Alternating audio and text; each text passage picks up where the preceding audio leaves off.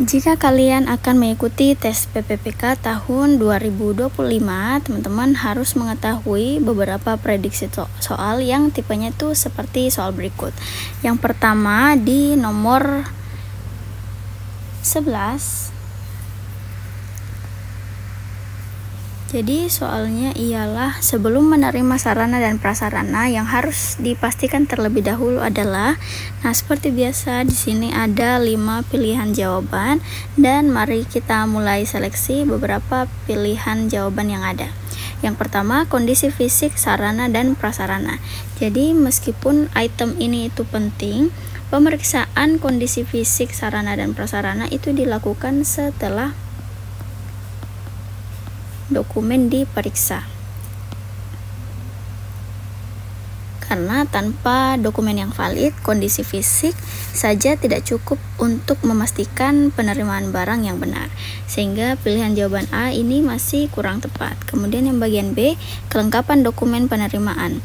Jadi memang bahwasanya dokumen penerimaan seperti faktur, surat jalan, dan nota itu sangat penting untuk memastikan bahwa barang yang diterima itu sesuai dengan pesanan. Jadi dengan memverifikasi dokumen ini dapat dipastikan bahwa jenis, jumlah, dan spesifikasi barang itu telah sesuai sebelum digunakan. Jadi ketika dokumen ini tidak lengkap, maka ada risiko kesalahan penerimaan, kehilangan barang, atau masalah dalam pencatatan inventaris. Sehingga pilihan jawaban B bisa menjadi pilihan jawaban yang benar. Kemudian yang bagian C, jumlah barang yang diterima. Jadi jumlah barang itu memang perlu dicek, tetapi pengecekan ini dilakukan berdasarkan dokumen penerimaan yang ada di opsi B sebelumnya tadi. Nah, sehingga pilihan C ini juga masih kurang tepat. Kemudian yang bagian D, nama peminjam barang. Jadi yang bagian D, peminjaman barang itu terjadi setelah barang diterima, sehingga ini bukan menjadi prioritas utama saat penerimaan barang. Kemudian yang terakhir, penyerahan barang ke unit terkait. Jadi barang itu hanya bisa diserahkan ke unit terkait setelah barang tersebut diterima dengan dokumen yang lengkap. Jadi ketika dokumen tidak valid, maka tentu penyerahan juga akan bermasalah. Sehingga dari pilihan jawaban yang ada, pilihan jawaban yang paling benar ialah bagian B, yaitu kelengkapan dokumen penerimaan. Jadi jika teman-teman ingin mendapatkan ebook seperti ini, teman-teman bisa menghubungi nomor yang sudah tertera di layar ya teman-teman. Nah, kemudian mari kita langsung lanjut lagi ke soal berikutnya di nomor 12. Jadi tema soalnya ialah mencatat dokumen sarana dan prasarana.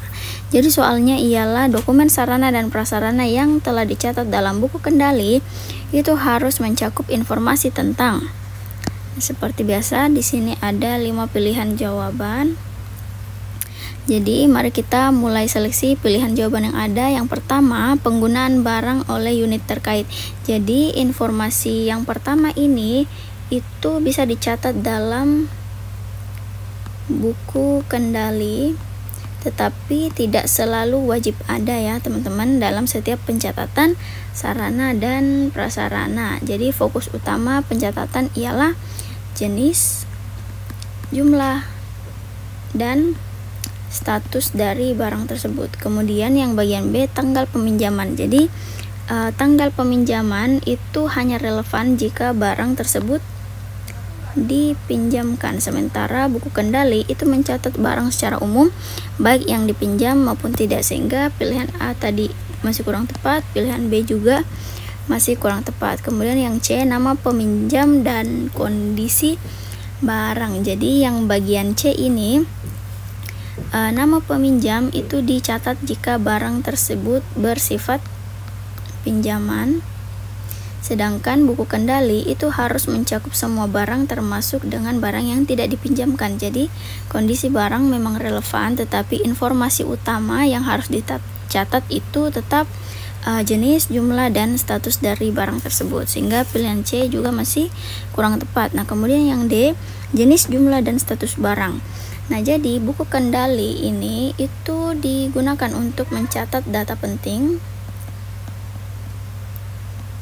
terkait sarana dan prasarana yang ada, dan informasi yang dicatat itu meliputi jenis barang, misalnya komputer, meja atau kursi, kemudian berapa jumlah dari barang tersebut, serta status barang tersebut, misalnya baru, rusak, dalam perbaikan, atau sama sekali tidak bisa digunakan. Jadi pencatatan ini memudahkan pengelola inventaris serta meminimalkan kehilangan atau penyalahgunaan barang.